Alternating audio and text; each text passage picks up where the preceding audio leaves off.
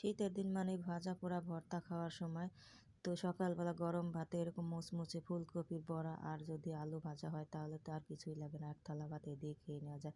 টুসটুসে একটা ফুলকপির থেকে কয়েক কোয়া ফুলকপি কেটে ধুয়ে পরিষ্কার করে গ্রেট করে নিলাম। তারপর পেঁয়াজ কুচি, মরিচ কুচি আর ধনেপাতা কুচি করে একটা আলু ভাজবো। আলু লবণ হলুদ মাখিয়ে রেখেছি। আর এখন বেসন বানাবো। মসুর ডাল মিক্সিতে গুঁড়ো করে নিলাম। এখন ফুলকপির উপর সব কিছু ঢালতে হবে, পেঁয়াজ মরিচ ধনেপাতা কুচি হলুদ লবণ বেসন আর ময়দা ভালো করে মাখতে হবে। তারপরে দেখি আলুগুলো নেড়ে দিলাম, একটা ডিম ভেঙে দিয়ে ভালো করে মেখে নিলাম। আলু ভাজা হয়ে গেছে। এখন ওই তেলের মধ্যেই আরও বেশি করে তেল দিয়ে ছোট ছোট করে বড়ার আকারে দিয়ে গরম গরম উল্টে পাল্টে ভালো করে মুচমুচে করে ভেজে তুলে নিলেই তৈরি হয়ে গেল ফুলকপির মুচমুচে মজাদার বড়া পকোড়া যাই বলেন। এই দিয়ে কিন্তু সকালের খাওয়া হয়ে গেল সবাইয়ের।